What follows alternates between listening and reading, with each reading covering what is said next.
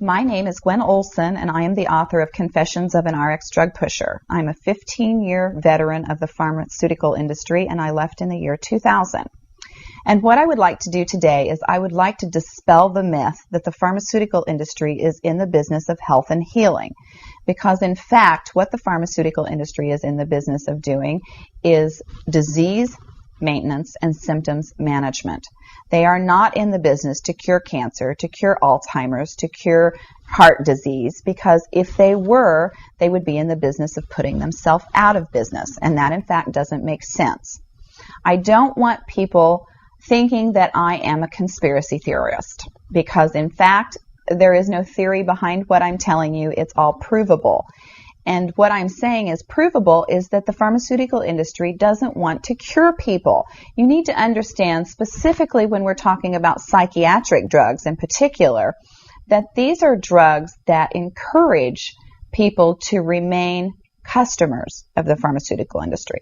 In fact, you will be told if you're given a drug such as an anxiolytic or an antidepressant or an antipsychotic drug that you may be on the drug for the rest of your life. And very frequently people find that they are on the drugs for a very long period of time, if not permanently, because they're almost impossible to get off of. Some of them can have very serious withdrawal symptoms, and most of them can have extremely serious withdrawal symptoms if they're stopped cold turkey, but some people even experience withdrawal symptoms when they try to titrate or they try to eliminate the drug little by little, day after day.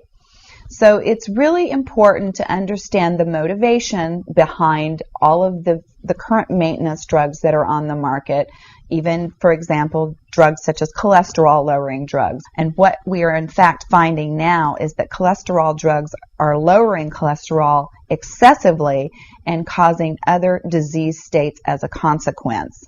So you need to be careful about trying to take drugs in order to remain healthy, because you're never going to have anyone come to you and tell you that the drugs are always tried against a placebo in clinical trials. What a placebo is a sugar pill.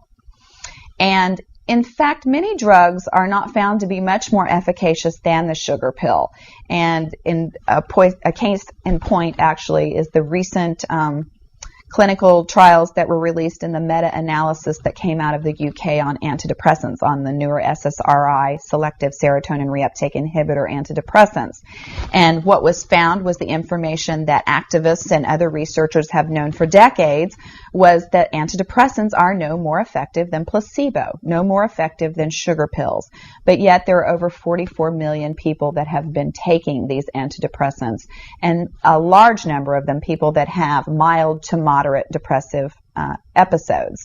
In fact, they prove that the antidepressants were not effective in anyone with the exception of some of the most severely depressed patients. And I can tell you from personal experience that there are a number of things that depressed patients can do to improve their mental status aside from drugs that are quite effective, and in fact more effective than placebo. Another recent study that was released showed that exercise was in fact more effective than either placebo or the antidepressant drug that they were compared to.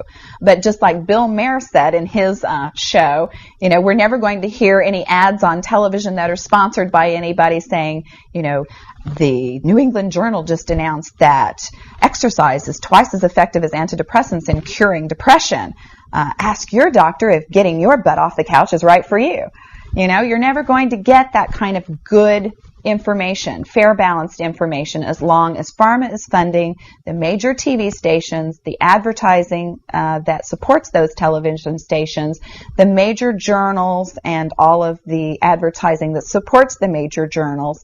You just have to be commonsensical people and understand that the pharmaceutical industry makes 5 to 6 times the amount of money as any of the other Fortune 500 companies in the United States of America.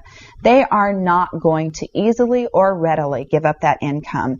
And we are, in fact, considered a human commodity. Our loved ones, our children, our elderly are considered cash cows that are preyed upon by pharmaceutical reps such as myself, who are encouraged to go in and build market shares without thinking about the consequences to patients, without knowing the misinformation that they are distributing, without being aware that the clinical data has been contrived, or that the patient populations have been cherry-picked, or that the side effects have been minimized and reported in such a manner that it doesn't present the information correctly.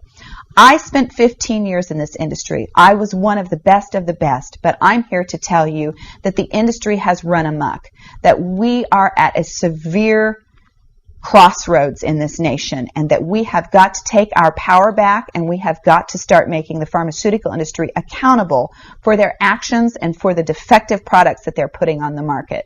It won't be long before every American is affected by this disaster, and we need to be aware of what the differences are between diseases, between disorders, and between syndromes. Because if it doesn't have to be scientifically proven, if there are no tests, if there are no blood tests, CAT scans, urine tests, MRIs, if there is nothing to document that you have a disease, then you in fact do not have a disease, you have a disorder, and it has been given and has been diagnosed pretentiously, and you need to get yourself educated and understand that there are options, and those options are much more effective than drugs.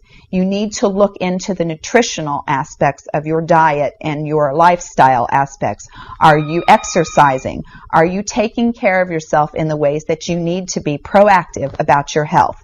Because once you start down the road of taking one prescription drug on top of the other, you will be a lifelong customer for the pharmaceutical industry, and your choices will be truncated.